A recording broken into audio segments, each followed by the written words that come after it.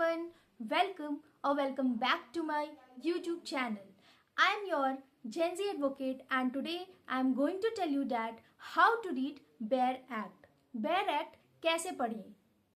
Firstly, we have to understand that कि वो जो Bare Act है उसको पढ़ने का क्या पर्पस है, क्या इम्पोर्टेंस है, वो Bare Act कौन से ईयर में पास हुआ है, कौन से नंबर पे है और क्या फ़ायदा होगा उससे पढ़ने का. नाउ मैं आपको इस बेयर एक्ट में दिखाऊंगी कि ये बेयर एक्ट कौन से ईयर में पास हुआ है, कौन से नंबर पे है और इस बेयर एक्ट के अंदर क्या क्या चीज़ हमें बताई गई है. यहाँ पे मैंने इंडस्ट्रियल डिस्प्यूट एक्ट का बेयर एक्ट लिया है और यहाँ पे आप देख रहे होंगे कि 14 ऑफ 1947 लिखा है. मतलब 1947 में इस इंडस्ट्रियल डिस्प्यूट का रैंक जो था वो 14 था, इसलिए यहाँ पे 14 ऑफ 1947 लिखा हुआ है. साथ साथ इसमें शेड्यूल्स भी देखने को मिलेंगे, इसलिए यहाँ पे शेड्यूल्स भी मेंशन है कि अंदर कौन कौन से शेड्यूल हमें पढ़ना होगा. हमेशा हमें bare act according to section number पढ़ना चाहिए, ना कि अकॉर्डिंग टू पेज नंबर. अगर एक लेमैन है और हम उससे बोले कि सेक्शन 40 आपको पढ़ना है तो जाहिर सी बात है कि वो पेज पलट के देखेगा कि कौन से पेज पे सेक्शन 40 लिखा हुआ है.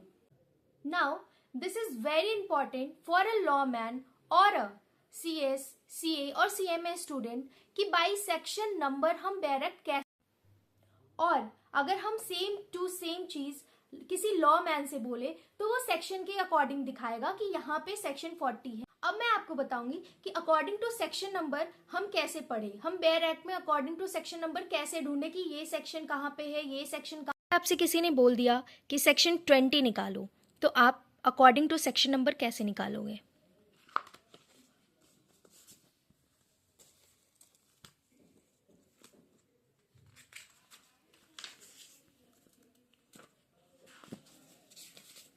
ये अब मैंने तो देखा नहीं कि कहाँ पे सेक्शन 20 लिखा है, बट मैंने निकाल दिया और मैं आपको बता रही हूँ कि इसी पेज पे सेक्शन 20 है. अब आप पहले ढूंढो कहाँ पे है. ये देखो यहाँ लिखा है. अब हमें कैसे पता चला कि ये इसी पेज पे सेक्शन 20 है? तो आप अगर पेज के टॉप मोस्ट पे जाओगे तो लेफ्ट हैंड साइड में यहाँ पे सेक्शन नंबर है, यहाँ पे सेक्शन नंबर है, यहाँ सेक्शन 18 है और यहाँ सेक्शन 20 है. तो अगर आप इस वाले पे देखोगे तो सेक्शन 18 जो है यहीं पे होगा.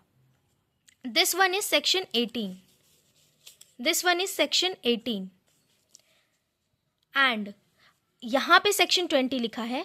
तो नीचे जाओगे तो यहाँ सेक्शन 20 मिल जाएगा आपको. आप इस पेज पे देखोगे तो यहाँ देखोगे कि कुछ 1 2 3 4 करके ऐसे कुछ लिखा हुआ है. उसका मतलब क्या है? मतलब यहाँ पे SUBS का मतलब सब्सटीट्यूटेड, मतलब कुछ नया इंक्लूड हुआ है. और अगर कुछ भी चीज़ ओमिटेड होता है जो कि पहले था बट अब नहीं है लॉ में, तो भी वो लिखा हुआ है कि क्या नया इंक्लूड हुआ है और क्या जो पुराना था वो क्या एक्सक्लूड किया गया है. देखो फर्स्ट यहाँ पे लिखा हुआ है substituted by act 36 of 1956 section 14 for to a tribunal. To a tribunal के जगह कुछ और सब्सटीट्यूट हुआ है. अब हम ये 1 कहाँ पे ढूंढेंगे? अब देखो यहाँ लिखा हुआ है 1, तो यहाँ लिखा है टू अ ट्रिब्यूनल, इसके जगह कुछ नया सब्सटीट्यूट हुआ है. तो यहाँ देखेंगे सब्सटीट्यूट हुआ है टू अ लेबर कोर्ट. पे आपको देखने को मिल रहा होगा कि यहाँ पे 3 लिखा है और 3 स्टार बना हुआ है. इसका मतलब है ओमिशन. मतलब पहले क्या था बट अब नहीं है वो चीज़. तो यहाँ 3 पे स्टार दिया हुआ है. तो यहाँ हम नीचे जाके देखेंगे कि 3 पे पहले क्या था. The word subjected to the provision for appeal, ये पहले था. यहाँ देखो लिखा हुआ है omitted bye act 36 of 1956.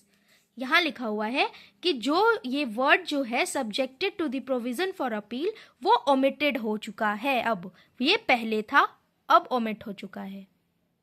Third point is that break sentences then read. Means अगर आप जो बेयर एक्ट है वो पूरा एक साथ पढ़ लोगे तो बिल्कुल समझ नहीं आएगा, क्योंकि जो बेयर एक्ट है वो पूरा लीगल लैंग्वेज है. और अगर आप ब्रेक करके नहीं पढ़ोगे, उसको एकदम एक साथ पढ़ोगे तो बिल्कुल समझ नहीं आएगा. इसलिए उसको ब्रेक करके पढ़ो तो वो आपको समझ आएगा. कॉमा अगर है वहां पे थोड़ा रुक जाओ, फिर आगे बढ़ो, फिर कॉमा है फिर रुक जाओ, उसका मतलब समझो और फिर एक साथ पढ़ो तो आपको उसका मतलब समझ आएगा कि वो सेक्शन, वो क्लॉज कह क्या रहा है। यहाँ पे सेक्शन 22 कह रहा है prohibition of strikes and lockouts. तो फर्स्ट बोल रहा है जो इसका क्लॉज है कि no person employed in a public utility service shall go on strike. थोड़ा रुको, अब पढ़ो आगे। In breach of contract. Sub clause A कह रहा है इसमें without giving to the employer notice of strike, comma है तो रुको थोड़ा देर आगे, as hereafter provided, comma within 6 weeks before striking. मतलब अब हम समझेंगे कि बिना नोटिस दिए हुए स्ट्राइक का एम्प्लॉयर को विदिन 6 weeks बिफोर स्ट्राइकिंग, मतलब स्ट्राइकिंग के 6 वीक के अंदर। अगर आप इस लाइन को पूरे एक साथ पढ़ोगे तो आपको समझ आ जाएगा। Now, next step is that pay attention to the special legal terms. हमारा जो बेयर एक्ट है उसमें पूरा लीगल टर्म ही यूज होता है, बट जो स्पेशल लीगल टर्म है उस पर आपको थोड़ा फोकस करना पड़ेगा कि इसका मतलब क्या होता है। Next step is to take help from the study material. अगर आपको बेयर एक्ट में कुछ ऐसे समझ नहीं आ रहा हो तो आप रेफरेंस बुक का हेल्प ले सकते हैं कि उसका मतलब क्या हुआ। Next step is to always understand the punctuation, कि जो बेयर एक्ट का जो भी सेक्शन है उसका जो सेंटेंस है वो कहना क्या चाह रहा है, वो मैंडेटरी है या मैंडेटरी नहीं है। Like may, and, shall, should, और आपको ये सब चीज बेयर एक्ट में देखने को मिलेगा, तो आपको उस अकॉर्डिंग देखना पड़ेगा कि वो मैंडेटरी है या डिस्क्रिशन है कि नहीं, ये भी कर सकते हैं और वो भी कर सकते हैं। Now last step is to that always know the editors of the bare act. हमेशा अच्छे एडिटर का बेयर एक्ट लोगे तो आपको अच्छा समझ आएगा, अच्छा लीगल लैंग्वेज पता चलेगा कि क्या यूज हुआ है उसमें। क्योंकि मार्केट में बहुत सारे एडिटर्स हैं जिनका आपको बेयर एक्ट मिल जाएगा, जो कि बहुत सारे एडिटर्स के नाम पे पब्लिश होता है bare act, but I personally use LexisNexis, Taxman, EBC. Thank you for watching my video. Do like, share and subscribe.